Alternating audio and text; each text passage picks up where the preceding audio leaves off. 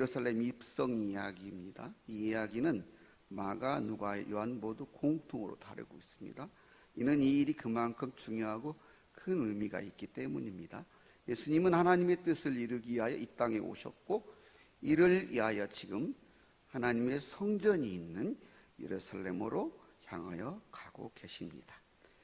그런데 우리가 당연히 여겨왔던, 쓸지는 모르지만 당연히 하지 않은 아이러니가, 하나님의 아들이신 예수님께서 하나님의 임재가 있는 하나님의 성전이 있는 그곳에서 십자가에 달리신다는 겁니다. 여러분, 한 번쯤 생각해 보셨습니까? 왜 그럴까? 우리는 별다른 의문을 품지 않고 살았었지요. 그러나 그 깊은 의문은 한번 가져보아야 합니다. 그리고 이는 예수님의 예루살렘 입성의 이유이기도 하고 의미이기도 합니다. 예수님의 예루살렘 입성에는 어떤 의미가 있을까요? 첫 번째입니다. 예수님은 왕으로 입성하셨습니다. 본문 5절은 이렇게 말합니다. 시온 딸에게 이르기를 내 왕이 내게 임하셨으니 그는 겸손하여 나귀 곧 멍에 매는 짐승의 새끼를 덧도다 하라 하였느니라. 이는 일찍이 이사야와 스가랴 선지자를 통해 예언하신 이사야 62장 11절과 스가랴 9장 9절의 말씀의 인용입니다. 예수님은 분명 만왕의 왕이십니다. 그리고 당연히 유대인의 왕도 되십니다. 하지만 환호하여 맞이하는 백성들의 기대와 같이 그들을 로마의 압제에서 해방시키고 다윗 왕조를 재건하여 변형케 할 그러한 그들만의 왕이 아닙니다. 그리고 진정한 자유와 해방을 주시는 평화의 왕이십니다. 그래서 스가랴의 예언처럼 백성들을 위해 군림하려고 말을 타고 개선하지 않으셨습니다. 오히려 자신을 낮추어서 백성들을 섬기려고 아직 멍에도 메어보지 못한 여린 나귀 새끼를 타고 겸손한 모습으로, 평화의 모습으로 오신 것입니다. 그리고 십자가에서 자신을 기꺼이 내어주기까지 자신의 온몸을 드리는 희생으로 당신의 백성들을 겸손하게 섬기셨습니다. 그리고 하나님께 온전한 순종으로 인류의 구원의 하나님의 뜻을 이루셨습니다. 우리는 예수를 믿지요? 그런데 우리는 예수는 믿는데 우리 안에 예수는 없어요. 그렇죠? 하나님의 아들이신 예수님도 이렇게 순종하고 희생했는데 저조차도 조그만 일에 불평하고 조그만 일도 순종하지 못합니다. 이를 잘 이해하지 못한 많은 무리들은 예수님의 입성을 그들만의 왕으로 환호하며 기쁨으로 맞이합니다. 하지만 그들의 이해와 기대가 다르게 되자 돌변해서 예수를 핍박하는 무리들과 하나가 되어서 그들의 왕이신 예수님을 십자가에 못 박으시오, 십자가에 못 박으시오, 십자가로 되물었습니다. 그럼에도 예수님은 털 깎는 어린 양처럼 묵묵히 십자가의 길을 걸으셨습니다. 내가 만일 하나님의 아들이어든 십자가에서 내려와서 이를 증명하여 우리를 믿게 해라. 조롱해도 요구해도 묵묵히 참으셨습니다. 진정한 왕은 어떠한 고통과 조롱에도 자신의 백성을 위해서 이렇게 수욕과 모욕을 참는 것입니다. 당신을 버리고 떠나는 제자들의 배신 앞에도 말없이 눈물만 흘리셨습니다. 당신은 분명히 열등구단도 더디는 천군 천사로 위력과 힘으로 저들을 싸그리 쓸어버리고 자신의 힘을 드러낼 수도 있습니다. 그러나 그분은 스스로를 내어주는 겸손과 희생으로, 그리고 하나님께 온전한 순종과 헌신으로 자신의 왕됨을 나타내셨습니다. 예수님은 분명히 왕입니다. 그분이 태어났을 때, 그러나 그분은 그런 사람이 어디 있습니까? 말구 위에서 나셨습니다. 그렇게 겸손한 왕이십니다. 이처럼 예수님은, 입성은 왕으로서의 입성입니다. 두 번째, 예수님은 선지자로 입성하셨습니다. 11절은 무리가 이르되 갈릴리 나사렛에서 나온 선지자 예수라 하니라 라고 말합니다. 이는 예수님께서 예루살렘 성에 들어가시자 이를 염려하고 소동하는 무리들의 물음에 대한 예수님을 따르는 무리들의 대답입니다. 똑같은 사람인데 어떤 사람은 예수님이 오는 걸 기뻐하고 어떤 사람은 소동하고 걱정합니다. 세상이 그렇습니다. 그런데 이 사람들은 내 대답이 틀리지 않아요. 분명 예수님은 선지자시죠. 예수님은 이 땅에 오셔서 하나님 나라를 선포하셨어요. 하나님 말씀을 가르치고 병자를 고쳐주고 이미 그분과 함께 도래한 하나님 나라의 백성으로서 온전한 회개를 촉구하셨어요. 모든 것이 주인이신 분이 머리 들 것도 없이 거하시면서 말 한마디 작은 행위들까지도 하나님의 뜻, 하나님의 말씀을 이루기 위한 것들이었어요. 우리가 잘 아는 어느 시인은 이런 말을 했지요. 잎새에는 바람에도 나는 괴로워했다. 그리스도를 산다는 것은 그러한 것입니다. 우리 예수님은 그렇게 사셨어. 잎새에는 바람에도 자신이 하나님의 뜻에 조금이라도 벗어날까 그렇게 전전긍긍하시면서 성령을 온전히 의지하고 사신 것입니다. 우리는 그렇게 살고 있나요? 저도 그렇게 못 살고 있습니다. 제자들과 사람들에게 끊임없이 하나님 말씀을 가르쳤어요.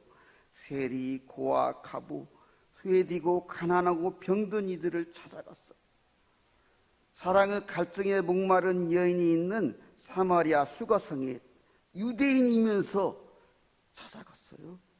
근데 귀신에 시달리는 가여운 당신의 백성을 위해서 폭풍우를 잠재우며 대가볼 연독도 하지 않으셨어요.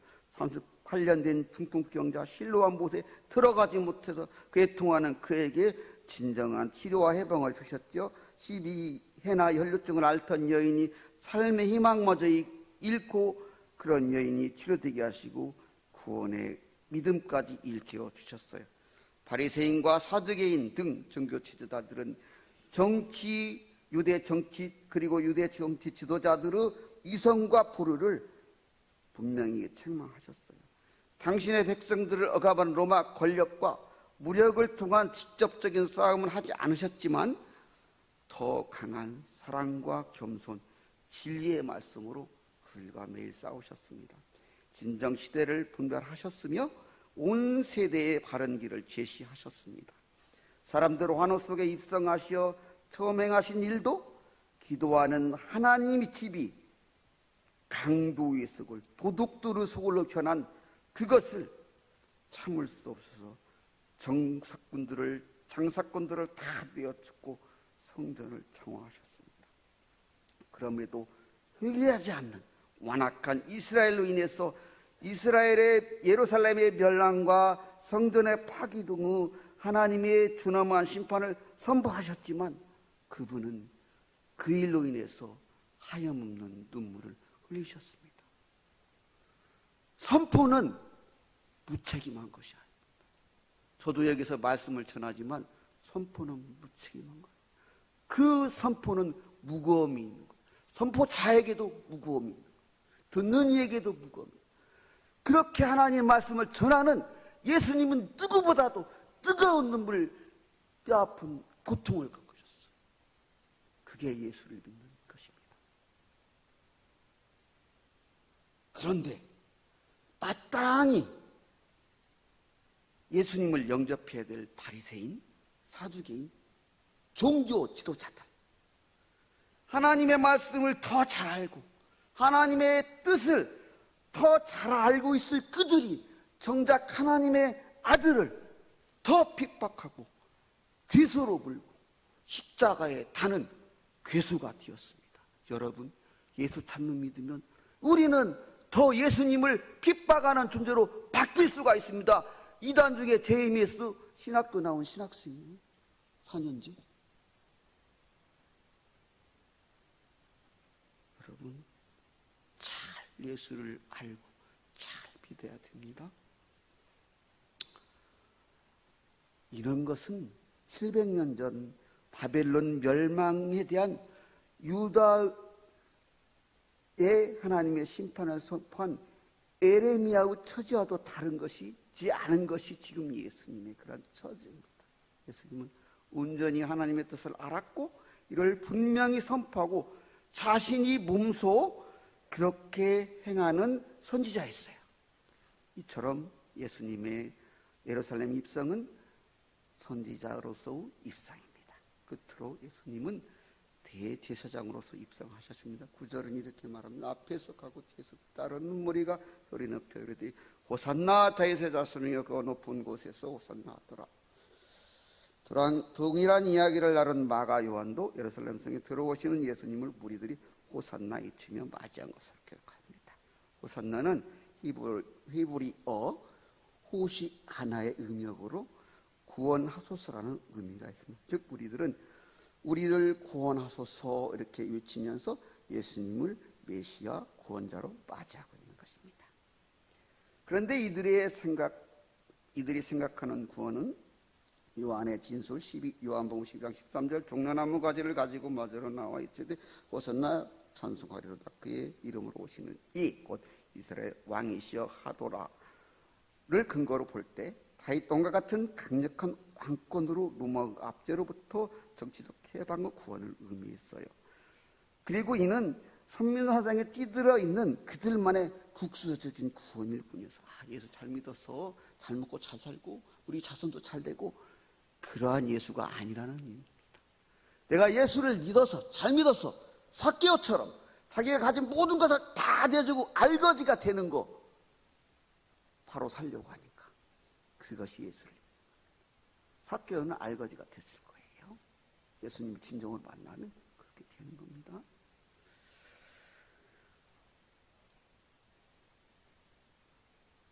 하지만 예수님은 히브리서 7장 27절 말씀처럼 그는 저 대제사장들이 먼저 자기 죄를 위하고 다음에 백성의 죄를 위하여 날마다 제사 드리는 것과 같이 할 필요가 없으니는 그가 단번에 자기를 드려 이루셨습니다.